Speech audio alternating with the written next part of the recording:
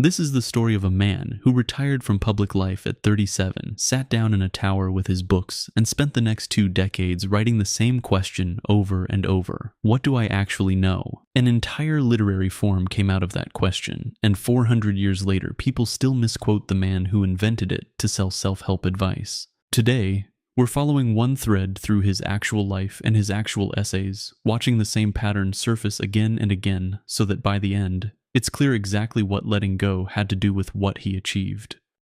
Think of a relationship you've never really been able to explain. Not the friendship that's easy to justify with a list, shared hobbies, similar humor, useful connections, but the one where if someone asked why it matters this much, you'd come up empty. Most people treat that inability to explain as unfinished business, something to work out eventually. Montaigne didn't. He'd crossed paths with a man named Etienne de la Boétie while serving as a counselor, and the two formed what he later called the deepest friendship of his life, one that ended early when La Boétie died in 1563, a loss that keeps resurfacing across everything Montaigne wrote afterward. His essay Of Friendship draws a line between the ordinary kind, built on convenience or mutual benefit, and whatever this was. Pressed to explain why he loved this particular man, he lands on a line that's become one of his most famous. Because it was he, because it was I. Notice what he refuses to do there. No list gets built, no case gets made, no attempt to render the bond reasonable to someone auditing it from the outside. The line just stands, unexplained, treated as the honest answer rather than an unfinished one. Close study of his own annotated manuscript turns up a detail that fits this perfectly. Ink analysis of his personal copy shows he actually wrote the second half of that line, because it was I, before writing the first half, because it was he.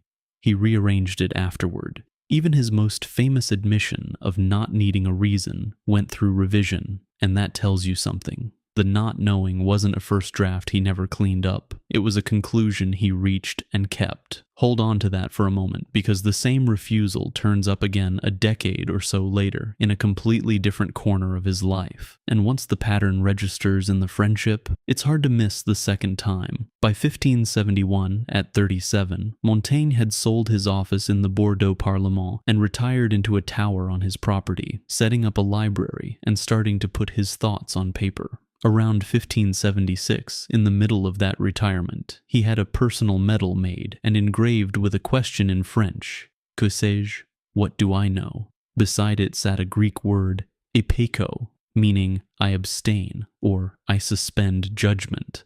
Picture the position he was standing in when he chose that engraving. Raised from childhood to master Latin before he'd even fully mastered French, educated at what he himself called the best humanist college in France, already holding serious public office behind him. And at the height of his intellectual life, he chose a symbol admitting he didn't have the answers. That question feeds directly into the longest chapter of his essays, Apology for Raymond Sebond, where he builds the case against human reason itself, arguing that the senses mislead us, and that a feeling of certainty says more about psychology than about anything true. Here's where it loops back to the friendship. With La Boétie, he let go of needing a reason for why he loved someone. With his own mind, he let go of needing certainty before trusting a thought enough to commit it to paper. Same posture, aimed at a bigger target, and the same result both times. Letting go didn't break the thing it touched. The friendship wasn't abandoned for lack of an explanation, and the writing wasn't abandoned for lack of certainty. His skepticism kept shifting underneath him the whole time, drawn early from the harder doubts of Sextus Empiricus, then softening later toward Cicero's version, which treated ideas as probable rather than fixed. Through all of that movement, the essays kept getting written. 3 editions reached print across his lifetime. Certainty never showed up, and the work got produced anyway. So if refusing to demand a reason for love and refusing to demand certainty for a thought both left something intact instead of something broken, the next question is what happens when that same letting go meets something much harder to shrug off. What an entire town thinks of you. Montaigne didn't stay in that tower. 2 terms as mayor of Bordeaux followed, tangled up in the political chaos of his era, including a hand in keeping Bordeaux loyal to the king after Henry III was assassinated in 1589. During his second term, real criticism came his way for having left the town during a plague outbreak to protect himself and his family, a documented, unflattering episode in his own record, never smoothed over. Around this same stretch of his life, of solitude left behind the line most often quoted out of context. The greatest thing in the world is to know how to belong to oneself.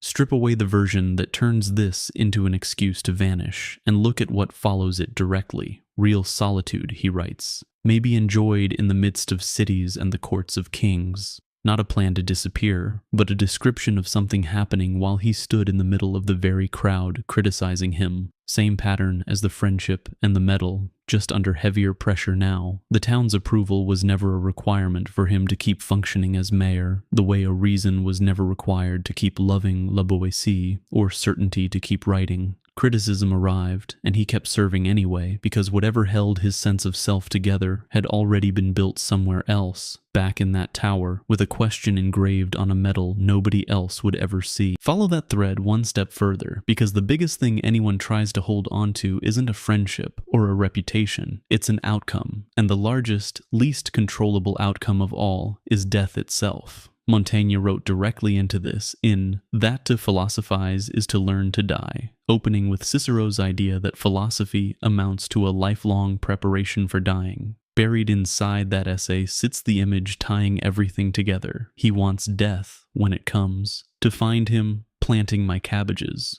going about ordinary business, neither obsessing over its arrival nor fretting over an unfinished garden. Set that image against everything already covered. This isn't a man who's stopped caring about his garden because it might not matter. He's still planting, still tending something that takes months to grow, fully aware he might never see it finished. The letting go isn't happening in the planting, it's happening in the constant rehearsal of the ending. Strip away that rehearsal, and the cabbages still get planted. Strip away the need to justify a friendship, and the friendship still gets lived. Strip away the need for certainty, and the writing still gets done. Strip away the need for a town's approval, and the mayor still shows up to serve. One more place carries this same pattern, sitting there the whole time as proof: the book itself. Montaigne kept revising the essays for the rest of his life. 2 books by 1580, a third added by 1588, along with fresh material folded into the earlier ones, and the corrections never stopped. Right up until his death on September 13th, 1592, he was still scrawling notes into the margins of his own copy, a volume that survives today under the name the Bordeaux copy, carrying around 1,300 handwritten changes from those final years. What he never did, through any of those revisions, was iron out his own contradictions. A Stoic voice shows up in one chapter, only to get questioned in the next. Those inconsistencies sit there, layer over layer, for more than 20 years, without a tidy, finished version of the man ever getting delivered. Trace it back to where this started, with a relationship he refused to justify. The book runs on the same engine. A finished, defensible version of his own thinking was never demanded any more than a defensible reason for loving his friend was ever demanded, and what came out of that refusal wasn't a mess. It turned into one of the most read pieces of writing in Western literature, still quoted, still misquoted, 400 years after he stopped adding to it. Look back across the whole arc now. A friendship left unexplained, a mind that refused to force itself into certainty, a public role held onto even while a town passed judgment, a garden kept planted with death sitting somewhere in the background, a book never pushed toward a finished, consistent shape. Different situations, same motion running underneath every one of them, releasing the grip on something that was never fully controllable in the first place, and in each case, the thing most at risk of being lost by letting go, the friendship, the thinking, the position, the garden, the book, stayed intact or grew. That pattern is worth carrying forward the next time a friendship needs justifying. A decision keeps stalling for lack of certainty. An image is getting managed in front of people whose opinion was never controllable to begin with, or a version of something is being withheld until it feels finished. Montaigne never solved any of that by gripping harder. He solved it by loosening his hand, and the results came anyway.